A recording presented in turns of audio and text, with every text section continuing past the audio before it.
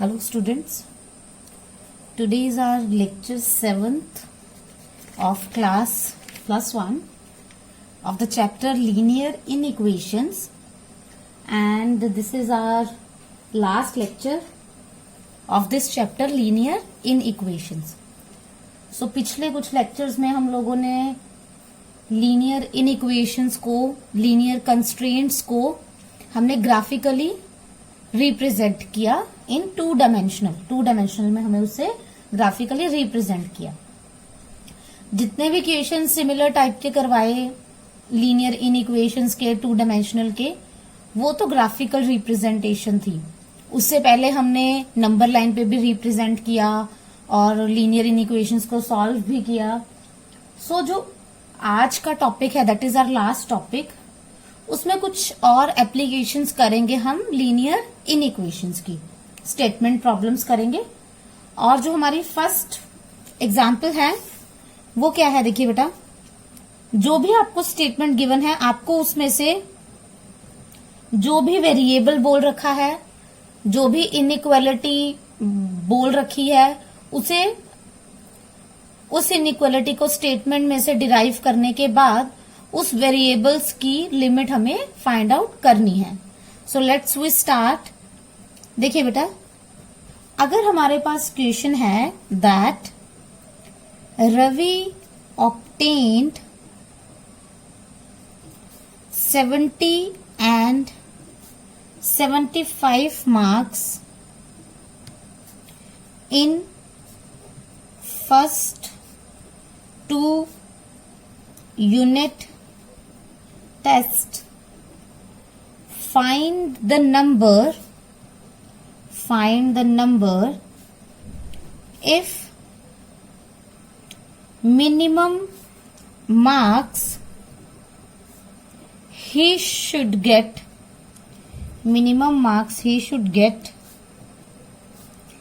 in third test to have an average of at least 60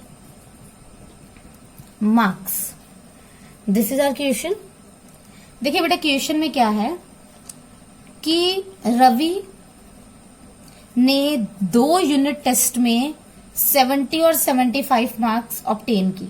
ठीक है, लेकिन उसके टेस्ट कितने हुए थे, हमारे पास 3 टेस्ट थे. ठीक है, और क्वेश्चन ये है कि हमें ये पता करना है कि थर्ड टेस्ट में उसके मिनिमम कितने मार्क्स थे, ताकि उसका जो एवरेज है, तीनों टेस्ट का जो एवरेज है वो क्या बने हमारे पास, एट लीस्ट 60 मार्क्स.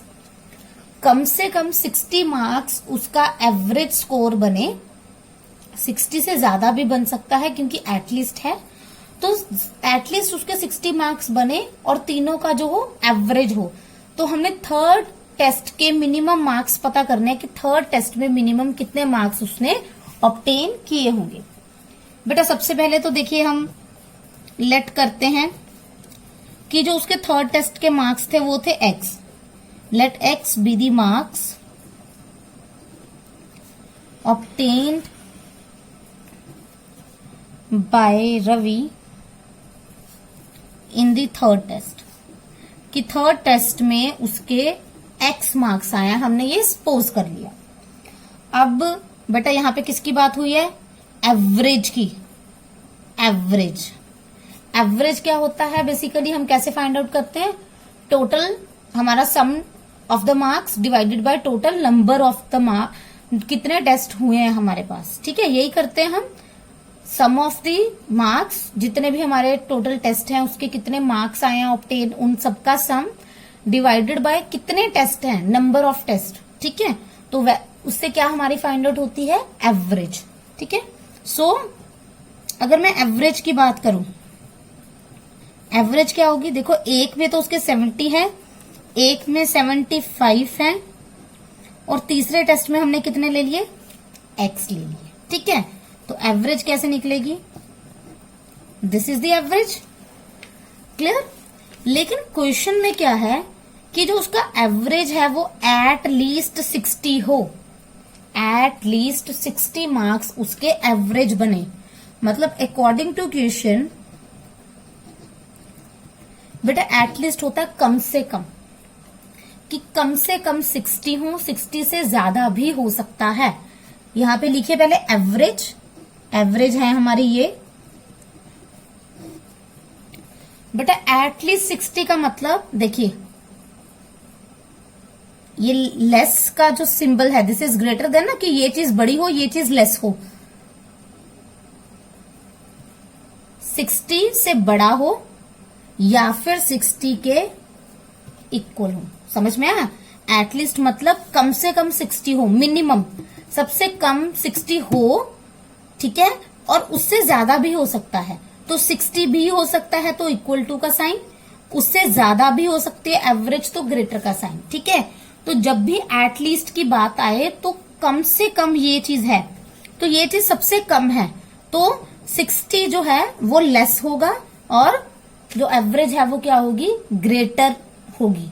ठीक है, क्योंकि यहां पे किसकी बात हुई है, एटलीस्ट की, कि कम से कम 60 कम से कम होना चाहिए, 60 से ज्यादा भी हो सकता है। तो 60 कम से कम, 60 से ज्यादा भी हो सकता है और 60 तो लेना ही है। ठीक है, तो इक्वल टू का भी साइन। तो ये हमारे पास क्या बन गई, इन इक्वेलिटी। ठीक है, तो इसमें से हम क्या फाइंड आउट करेंगे, एक्स की मिनिमम वैल्यू कितनी हो सकती है, हम इस लीनियर इनइक्वालिटी से फाइंड आउट करेंगे। देखिए बेटा कैसे करते हैं। नाउ हमारे पास क्या बन गया, ये बन गया। ठीक है, अगर हम प्लस करें that will be 145 plus x. ठीक है, 3 को दोनों साइड पे क्या कर देंगे, मल्टीप्लाई। ठीक है, तो क्या बन जाएगा, ये क्या बन जाएगा 180 और यहां से 3 क्या हो जाएगा, एलिमिनेट। क्लियर। तो अगर जैसे हम इनइक्वालिटी सॉल्व करते हैं, ये कांस्टेंट हमें दूसरी साइड लेके जाना है, तो दोनों साइड्स पे 145 क्या कर दो, सबट्रैक्ट कर दो।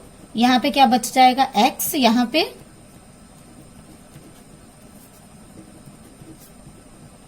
अब देखिए ये हमारे पास ये आ गई। अब इससे क्या समझ में आता है आपको, x क्या था, थर्ड टेस्ट, कि थर्ड टेस्ट में हमारे कितने मार्क्स आए हैं। देखो बेटा वो बोल रहा है कि अगर हमें 60 मार्क्स एवरेज चाहिए तो जो थर्ड टेस्ट है उसमें रवि के 35 मार्क्स या 35 से ज्यादा होने चाहिए, x इक्वल टू 35 और x ग्रेटर देन 35। अगर ये होगा तो उसकी जो एवरेज है वो अकॉर्डिंग टू क्वेश्चन 60 बनेगी, अदरवाइज वो 60 नहीं बनेगी। ठीक है जी, तो देखिए यहां पे क्या है,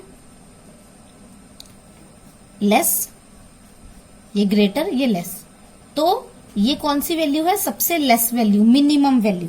ठीक है, तो minimum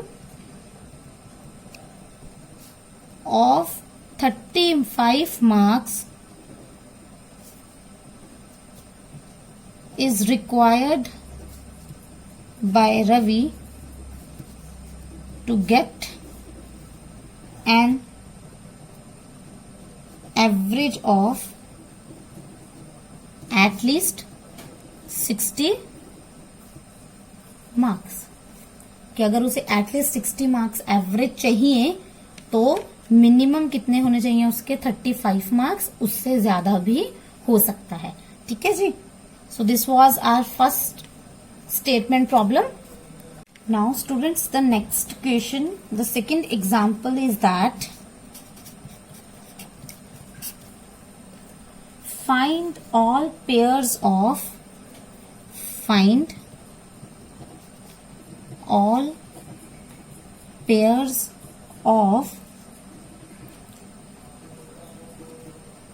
consecutive even positive integers both of which are larger than 5 such that their sum is less than 23। देखिए बेटा, this is our next example. तो इस एग्जाम्पल में क्या है कि find all pairs of consecutive even positive integers. तो हमें वो पेयर्स फाइंड आउट करने हैं पॉजिटिव इवन इंटीजर्स के जिनमें दोनों जो वैल्यूज हैं वो पहली बात तो 5 से लार्जर हो, ग्रेटर हो, ठीक है, और जो दोनों का सम है वो लेस देन क्या हो, 23 हो।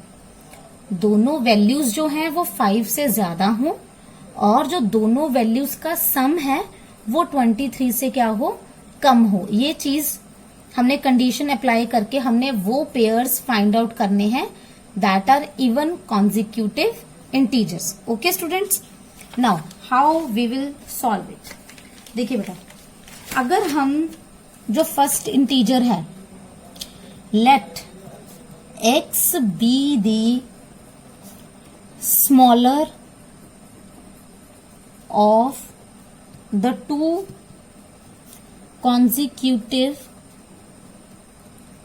even positive integers।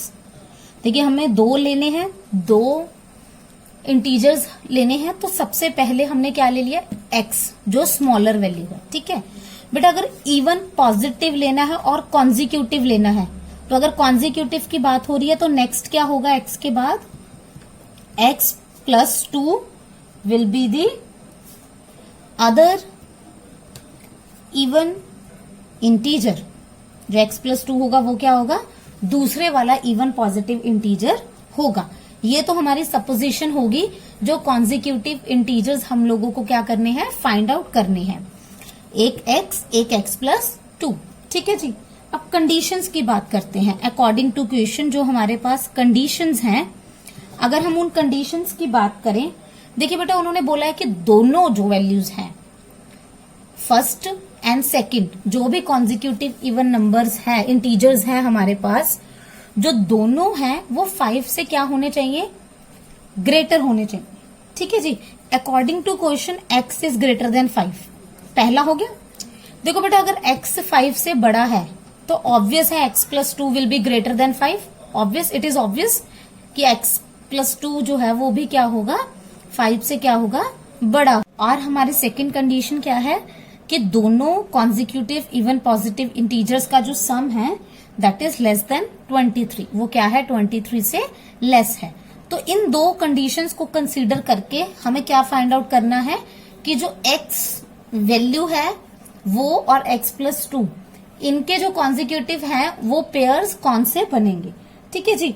तो x is greater than 5, continued, and next is, अगर हम इनको ऐड करते हैं, x plus x is 2x plus 2 less than 23। x is greater than 5 and 2x is less then 21। x is greater than 5 and x is less then 21/2। देखिए बेटा, यहां से क्या कंडीशन बनती है कि x जो है वो 5 से ग्रेटर हो लेकिन 21/2 से लेस हो। That means x will lie between 5 and 21/2, ठीक है। और we can say that x lies between 5 and 10.5. 21/2 is 10.5, ठीक है जी। अब देखो हमें चाहिए x की वैल्यूज ताकि हम x प्लस 2 की वैल्यूज निकाल सकें और हमारे पास इवन कॉन्जिक्यूटिव पॉजिटिव इंटीजर्स हैं जो उनके पेयर्स आ जाएं, ठीक है जी। अब देखिए, x की वैल्यू 5 से बड़ी लेनी है लेकिन 10.5 से कम लेनी है, ठीक है जी, क्लियर। दैट मीन्स x की वैल्यूज कौन कौन सी होंगी, x विल बी, लेना इंटीजर ही है, इवन लेना है और पॉजिटिव लेना है, इंटीजर इवन पॉजिटिव, ठीक है। तो 5 के बाद even positive integer 6, then 8, then 10। इसके बाद 12 हम कंसीडर नहीं कर सकते क्योंकि x की जो वैल्यू है वो 10.5 से हमें क्या लेनी है, लेस कंसीडर करनी है। तो हमारे पास x की वैल्यूज क्या आ गई, 6, 8 एंड 10। तो बेटा x प्लस 2 क्या बन जाएगा, अगर हमारे पास x 6 है तो 6 प्लस 2 8। ठीक है जी, तो फर्स्ट पेयर कौन सा बन गया हमारे पास, 6 एंड 8। क्लियर। अब नेक्स्ट, अगर हमारे पास x की वैल्यू है 8 तो x प्लस 2 क्या बन जाएगा, 10। तो सेकेंड पेयर क्या बन गया हमारे पास, second pair is 8 and 10। This is the second pair. अगर x की वैल्यू हमारे पास 10 है तो थर्ड पेयर कैसे बनेगा, x प्लस 2 इज 12। तो हमारे पास थर्ड पेयर बन गया 10 एंड 12। ठीक है जी, तो हमारे पास जो 3 pairs of even consecutive positive integers बन रहे हैं, वो कौन कौन से हैं, 6, 8, 8, 10, 10, 12। ये हमारे पास इवन पॉजिटिव कॉन्जिक्यूटिव इंटीजर्स बन गए। ठीक है जी, जिसमें दोनों जो इंटीजर्स हैं उनकी वैल्यू 5 से क्या है, ग्रेटर है, और दोनों का जो सम है वो क्या है, less than 23। You can check 6 plus 8 का भी लेस देन 23 बनेगा, 8 प्लस 10 का भी लेस देन 23 बनेगा, और 10 प्लस 12 का भी लेस देन 23 बनेगा। तो ये 3 पेयर्स हैं जो इवन पॉजिटिव कॉन्जिक्यूटिव है और जिनका सम जो है वो 23 से क्या है, कम है। This was our example. Now our next example is that in the first 4 examinations each of 100 marks, हमारे पास पहले बात कर रखी है कि in the first 4 examinations each of 100 marks Mohan got 94, 73, 72, 84 marks. कि पहले 4 एग्जाम्स में मोहन के 100 में से इतने इतने मार्क्स ऑब्टेन हुए हैं। ठीक है, नेक्स्ट क्या है, if the average final average is greater than or equal to 80 and less than 90 is needed to obtain a final B grade in a course. What range of marks in the last, or we can say 5th, in the last exam will result in Mohan receiving B in the course? तो बेटा अब हमारे पास इस question में क्या है कि basically 5 exams हैं और 4 मार्क्स के जो एग्जाम्स हैं के मार्क्स हैं वो हमारे पास गिवन है, और हमारे पास ये गिवन है कि अगर उसे बी ग्रेड जो है पूरे कोर्स में चाहिए तो उसकी जो एवरेज है वो 80 से ज्यादा हो या 80 के इक्वल और 90 से क्या हो, कम हो। तो हमें जो लास्ट एग्जाम है, 5th एग्जाम है, उसकी हमें मार्क्स चाहिए कि उस मार्क्स की जो रेंज है वो कितनी होनी चाहिए ताकि उसकी जो बी ग्रेड उसे चाहिए 80 और 90 के बीच में परसेंटेज जो चाहिए उसको वो ऑब्टेन कर ले। ठीक है जी, तो दिस इज आवर क्वेश्चन। और इस क्वेश्चन के अकॉर्डिंग क्या है हमारे पास कंडीशन, देखिए बेटा, अगर हम लेट करते हैं, let x be the marks in the last और we can say 5th exam. ठीक है, कि x मार्क्स जो है वो लास्ट एग्जाम में उसने ऑब्टेन की। ठीक है, अब अकॉर्डिंग टू क्वेश्चन क्या है, एवरेज क्या होती है बेटा, वही सम टोटल कि मार्क्स का टोटल कितना है डिवाइडेड बाय कितने टेस्ट है। ठीक है, तो फर्स्ट मार्क्स थे 94, second 73, third 72 and the last was 84। और जो 5वां टेस्ट है उसको हमने क्या लिया, x marks whole divided by 5। ठीक है जी, अब जो कंडीशन है क्वेश्चन की, जो कंडीशन है कि एवरेज क्या हो, 90 से कम हो और 80 से ज्यादा हो या 80 के क्या हो, इक्वल हो।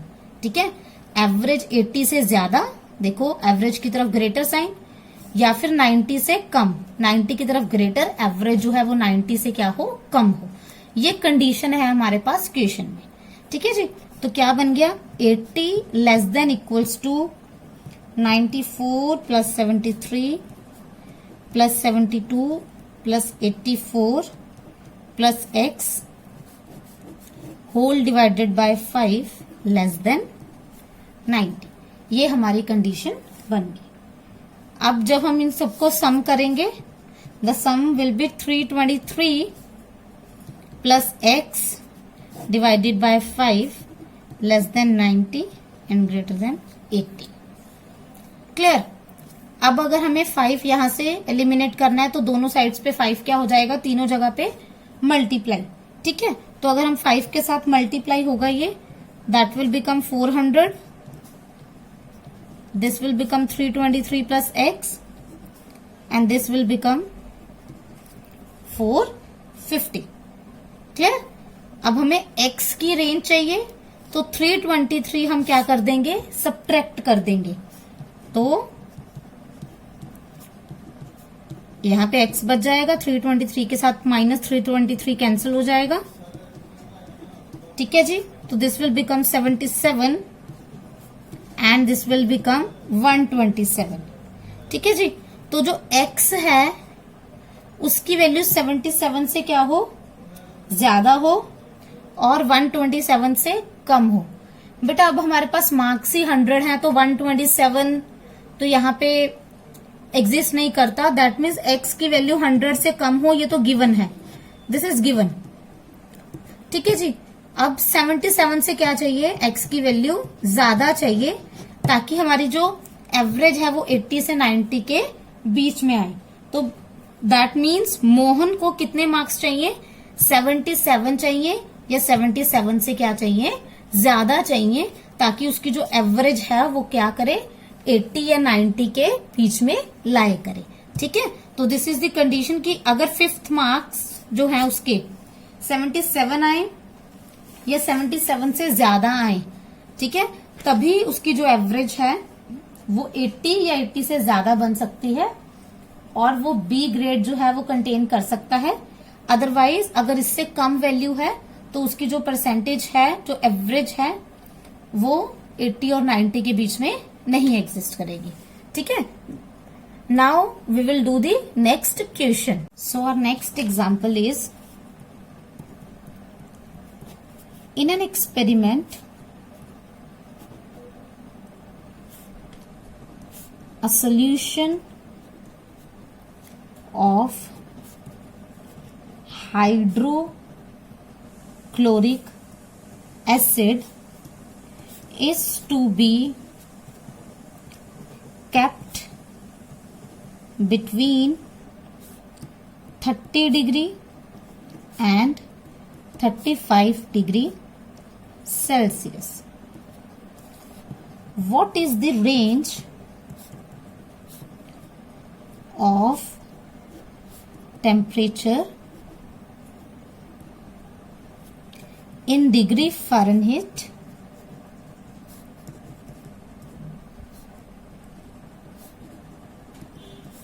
if conversion formula is given by C is equals to 5/9 F minus 32। जो C और F है बेटा वो क्या है, ये है डिग्री सेल्सियस और ये क्या है डिग्री फ़ारेनहीट। ठीक है जी। अब देखिए बेटा, आई होप कि आपको ये सेल्सियस और फ़ारेनहीट के बारे में पता होगा। ये टेम्परेचर के जो है ये डिफरेंट डिफरेंट हमारे पास डिग्रीज में होता है और फ़ारेनहीट में होता है। ठीक है। जो हमारे एक्सपेरिमेंट में क्या है बेसिकली वो बोल रहे हैं कि सॉल्यूशन ऑफ हाइड्रोक्लोरिक एसिड है जिसको हमने 30 डिग्री और 35 डिग्री सेल्सियस जो है वो टेम्परेचर जो हमने लिया है उसमें हमने उस हाइड्रोक्लोरिक एसिड को रखा है। ठीक है। तो हमने फाइंड आउट क्या करना है, ये तो सेल्सियस की रेंज है ना, हमने फ़ारेनहीट की रेंज फाइंड आउट करनी है। अगर जो है हमारा हमें हाइड्रोक्लोरिक एसिड जो है वो डिग्री फ़ारेनहीट में उसकी कितनी रेंज होगी, अगर उसकी डिग्री सेल्सियस में जो रेंज है that is 30 degree to 35 degree. और ये कन्वर्जन फॉर्मूला भी हम लोगों को गिवन है सेल्सियस और फ़ारेनहीट के बीच में। ठीक है जी। तो ये कैसे होगा, देखो बेटा जो हमें गिवन है कि जो सेल्सियस है, सेल्सियस को हमने सी लिया है, वो 30 और 35 के बीच में लाई करता है। ठीक है। और सेल्सियस का फॉर्मूला हमारे पास ये है कन्वर्जन फॉर्मूला। तो यहां पे अगर हम ये सब्स्टिट्यूट करते हैं, ठीक है जी, क्लियर। अब हमें फ़ारेनहीट की रेंज चाहिए, तो सबसे पहले हमें यहां से जो भी कांस्टेंट्स हैं उनको शिफ्ट करना पड़ेगा। ठीक है।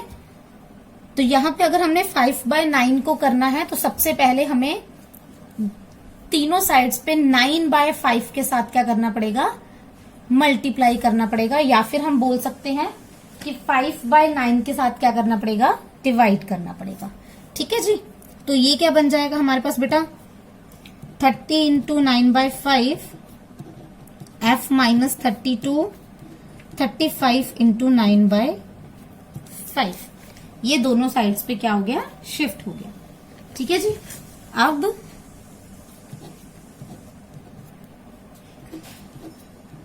ये बन गया, clear. 6 9s the 54 F minus 32 and 7 9s the 63, clear. अब जो 32 कांस्टेंट है वो यहां दोनों साइड्स पे कैसे जाएगा, +32 करके। ठीक है जी। So this will become 54 + 32 F 63 + 32. So this will become 86 and this will become 95. Hence, the required range of temperature is between 86 degree Fahrenheit and 95 degree Fahrenheit. तो हमारा जो फ़ारेनहीट में रेंज है वो क्या है, 86 डिग्री से लेके 95 डिग्री तक। तो this was some basic examples regarding this. So यहीं पे बेटा आप लोगों का जो है लीनियर इनइक्वेशंस का जो चैप्टर है वो यहाँ पे कंप्लीट होता है। आई होप कि आपको ये चैप्टर क्लियर होगा। सो जो भी एग्जाम्पल्स हैं, जो भी करवाई गई हैं, practice those examples, try different examples, and in the next lecture we will start our new chapter, that is mathematical induction, and for that period of time try these questions. Thank you so much, students.